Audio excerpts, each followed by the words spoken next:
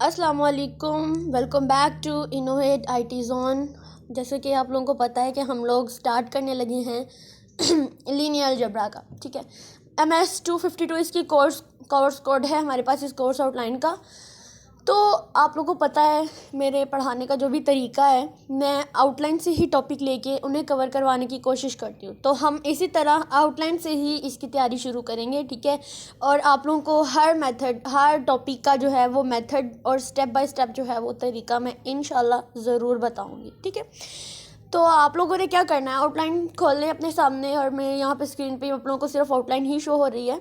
तो आप लोगों ने सबसे पहला टॉपिक है हमारा linear equation in linear algebra. ठीक है, यानी हमारे पास जो है वो लीनियर इक्वेशंस कौन सी हैं जो हम लोगों ने लीनियर अलजेब्रा के अंदर यूज़ करनी है। तो लीनियर इक्वेशंस बेसिकली होती क्या है, इस चीज़ को हम लोग एक्सप्लेन करेंगे अपनी जो नेक्स्ट डिटेल वीडियोस आएंगी उसके अंदर। तो मैं आप लोगों को फिर भी ऐसे बता दूं कि लीनियर इक्वेशंस कौन सी होती हैं। ऐसी इक्वेशंस होती हैं जिनमें जो हमारे वेरिएबल्स होते हैं, वेरिएबल्स कौन से होते हैं, एक्स हो गया, वाई हो गया, इनकी पावर जो होती है वो 1 होती है, वो हमारे पास क्या होते हैं, वो लीनियर इक्वेशंस होते हैं। ठीक है, लीनियर अलजेब्रा के अंदर। उसके बाद आता है system of the linear equations, हमारा नेक्स्ट टॉपिक है।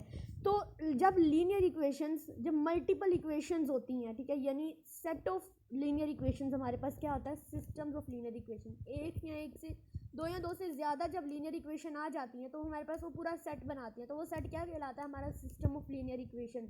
इसको भी हम लोग जो होते हैं वो नेक्स्ट डिटेल वीडियो में पढ़ेंगे। और इसको सॉल्व करने के लिए, इन इक्वेशंस को सॉल्व करने के लिए हम लोग जो है वो रो रिडक्शन मेथड यूज़ करेंगे या सब्स्टिट्यूशंस का इस्तेमाल करेंगे। ठीक है, उसके बाद हमारे पास आता है रो रिडक्शन एंड एचेलन फॉर्म्स।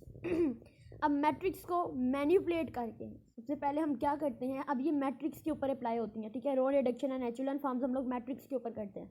तो मैट्रिक्स को मैनिपुलेट करके उनको जो सिंपलर फॉर्म में कन्वर्ट करना, जैसे कि एचेलन या रेड्यूस एचेलन फॉर्म में, तो वो हमारे पास क्या होती है, हमारी रो रिडक्शन एंड एचेलन फॉर्म में हम लोग करते हैं। ठीक है, इसमें क्या करते हैं कि हमें मैट्रिक्स गिवन होता है तो एचेलन फॉर्म में हमें उसे लाना होता है। ठीक है, उसके बाद हमारे पास नेक्स्ट टॉपिक आता है वेक्टर इक्वेशन। तो वेक्टर इक्वेशंस क्या होती हैं, वेक्टर के जो कंपोनेंट्स को रिप्रेजेंट करने वाली इक्वेशंस होती हैं। अब वेक्टर के कंपोनेंट्स मोस्टली हम लोग कौन से पढ़ते हैं, यू पढ़ते हैं, वी पढ़ते हैं, डब्ल्यू। लेकिन वेक्टर्स में एक्स वाई जी नहीं आता। जो एक्स वाई जी वाले होते हैं ना वो हमारे वेरिएबल्स होते हैं। तो वेक्टर्स के कंपोनेंट्स कौन कौन से हो सकते हैं, यू है, वी है, डब्ल्यू, इस तरह के जो होते हैं ये हमारे वेक्टर्स होते हैं। ठीक है, जिनको हम बोल्ड करके लिखते हैं। नेक्स्ट हमारा टॉपिक है the matrix equation AX is equal to B. अब ये AX is equal to B उन्होंने मैट्रिक्स की इक्वेशन दे दी है जिसमें हमारे पास A जो है ये रिप्रेजेंट करता है मैट्रिक्स A को। ठीक है, यानी जितने भी कांस्टेंट होते हैं उनको। फिर जो X है वो रिप्रेजेंट कर रहा होता है जो n नाउन्स होते हैं, जो वेरिएबल्स होते हैं उनको X रिप्रेजेंट करता है। और फिर जो हमारा B है ये क्या रिप्रेजेंट कर रहा है, जो हमारी इक्वालिटी के दूसरी तरफ है। देखो इक्वेशन से ही पता चल रहा है AX is equal to B, यानी A matrix X matrix, X matrix के ऊपर किसको रिप्रेजेंट करने का, जो हमारे जितने भी अननोन्स यूज हो रहे हैं अंदर, और बी जो हमारी इक्वालिटी के दूसरी तरफ होगा।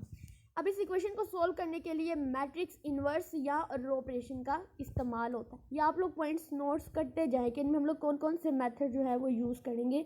इंशाल्लाह बहुत जल्द नेक्स्ट डिटेल वीडियो में हम लोग इसको कवर करने की कोशिश करेंगे।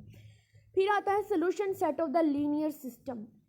जब हम लीनियर इक्वेशन को सॉल्व करते हैं तो वो एक सोल्यूशन सेट में आते हैं। ठीक है, सोल्यूशन सेट की बात करूँ तो हमारे पास 3 तरह के इसके सोल्यूशंस आ जाते हैं लीनियर सिस्टम को सॉल्व करने के लिए। एक आता है नो सोल्यूशन, एक आ जाता है ओनली वन सोल्यूशन, और एक आ जाता है इनफाइनाइट मैनी सोल्यूशन। तो इन सोल्यूशन का यूज़ करते हुए हम लोग जो है सोल्यूशन सेट निकालेंगे अपने लीनियर इक्वेशन के लिए। ठीक है, उसके बाद आती है application of the linear system. तो लीनियर सिस्टम का इस्तेमाल जो है वो कई फील्ड्स में होता है, जैसे कि इंजीनियरिंग होगी, इकोनॉमिक्स होगी, साइंस होगी, मॉडलिंग के लिए। ठीक है, मॉडलिंग एंड सिमुलेशन के लिए भी हम लोग लीनियर सिस्टम का यूज़ करते हैं। ठीक है, जैसे बिजनेस में लीनियर इक्वेशन से प्रॉफिट और जो कॉस्ट होती है उसको रिलेशन मॉडल करना, ये सारी की सारी हमारी एप्लीकेशन ऑफ लीनियर सिस्टम है। बट ये इतना इंपॉर्टेंट टॉपिक नहीं है, जस्ट इसका जानना बहुत ज़रूरी था कि हम कहाँ कहाँ इसको यूज़ करते हैं। फिर आता है लीनियर इंडिपेंडेंस, ये बहुत इंपॉर्टेंट है और इससे पहले जो मैंने बताया वो भी पेपर में बहुत दफ़ा आ चुके हैं। तो इसमें क्या होता है, वेक्टर्स यहाँ जो फंक्शन के सेट जो होते हैं वो लीनियरली इंडिपेंडेंट होते हैं। अगर कोई भी वेक्टर दूसरे वेक्टर के कॉम्बिनेशन से रिप्रेजेंट नहीं किया जा सकता तो क्या होता है, ये इंडिपेंडेंट होते हैं। एक वेक्टर जो होता है वो दूसरे वेक्टर्स के कॉम्बिनेशन से रिप्रेजेंट नहीं किया जा सकता, देन हम उसको क्या बोलते हैं, ये वेक्टर इंडिपेंडेंट है।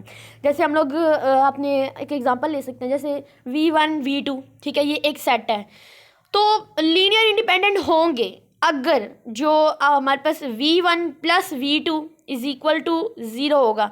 तो जिसमें जो a V1 plus b V2 is equal to 0 आप कंसिडर कर लें, तो उसमें ए बी और 0 के लिए जो है ये V1 और V2 क्या होते हैं, ये इंडिपेंडेंट होंगे। ठीक है, अब इंट्रोडक्शन टू लीनियर ट्रांसफॉर्मेशन। अब लीनियर ट्रांसफॉर्मेशन यानी कि चेंजेस करना। तो लीनियर ट्रांसफॉर्मेशन क्या है, एक स्पेस से दूसरे स्पेस में जब लीनियर मैपिंग होती है, यानी एक मैट्रिक्स से जब हम लोग उसको दूसरे मैट्रिक्स में चेंज करते हैं, कन्वर्ट करते हैं, उसको मैप करते हैं, तो हमारी लीनियर ट्रांसफॉर्मेशन में आ जाती हैं। जैसा कि स्केलिंग होगी, रोटेशंस होगी और रिफ्लेक्शंस होगी, ये सारी की सारी क्या होती हैं, ये हमारी लीनियर ट्रांसफॉर्मेशन होती है। जैसे एक 2D स्पेस में लीनियर ट्रांसफॉर्मेशन जो एक शेप को डबल साइज कर देती है। ठीक है, उसके बाद हम क्या करते हैं, matrix of the linear transformation हमारा नेक्स्ट है मैट्रिक्स ऑफ लीनियर। ये तो इंट्रोडक्शन था लीनियर ट्रांसफॉर्मेशन का। अब मैट्रिक्स के थ्रू कैसे करते हैं, तो लीनियर ट्रांसफॉर्मेशन को मैट्रिक्स से रिप्रेजेंट करना, जैसे उनके जो एनालिसिस होते हैं वो बहुत आसान हो जाते हैं उनको जब हम लोग कन्वर्ट करते हैं मैट्रिक्स के लिए, तो बहुत ज़्यादा आसान। जब 2D ट्रांसफॉर्मेशन की बात करते हैं तो हम लोग उसको मैट्रिक्स में कन्वर्ट कर देते हैं और उसकी लीनियर ट्रांसफॉर्मेशन कर देते हैं। ठीक है, यानी ट्रांसपोज ले लेते हैं। ये बहुत आसान था, इंशाल्लाह हम लोग नेक्स्ट वीडियो में इसको बहुत आसान तरीके से रिप्रेजेंट करेंगे। फिर हमारे पास है linear models in business science and engineering. तो ये लीनियर मॉडल्स की जो एप्लीकेशन थी ये भी वही है, यानी लीनियर मॉडल का यूज़ जो है वो रियल वर्ल्ड प्रॉब्लम का सोल्यूशन निकाला जा सकता है। जैसे कि सेल्स प्रिडिक्शन है, फिजिकल फिनोमिना का मॉडलिंग करना सिस्टम की एनालिसिस के लिए। तो आप अगर एक एग्जांपल लें, जैसे बताया था कि एक कंपनी है तो उसको जितना भी डाटा है सारे का सारा सेल करना है, तो उसके लिए उसने लीनियर रिग्रेशन मॉडल्स का यूज़ किया है। तो इसका मतलब हम लीनियर का इस्तेमाल जो लीनियर जबरा का इस्तेमाल होता है रियल वर्ल्ड में जो जितनी प्रॉब्लम्स होती हैं उनको सॉल्व करने के लिए भी यूज़ करते हैं। जो बड़ी बड़ी कंपनीज होती हैं, इंजीनियर्स होते हैं, वो लीनियर जबरा का भी यूज़ करते हैं। तो ये बात नहीं सोचनी कि हम लोग IT के अंदर मैथ क्यों पढ़ रहे हैं, लीनियर जबरा क्यों पढ़ रहे हैं। आप ये सोचें कि ये इसका हम लोग कंप्यूटर में कैसे यूज़ कर सकते हैं। अब कंप्यूटर फील्ड में ये बहुत यूज़ होता है। अगर हम लोग अपने प्रोग्राम्स देखें डाटा स्ट्रक्चर के अंदर, तो वो डाटा स्ट्रक्चर तो कंप्यूटर फील्ड का है, तो लीनियर जबरा देखें आधे से ज़्यादा उसके अंदर लीनियर जबरा ही यूज़ हुआ है।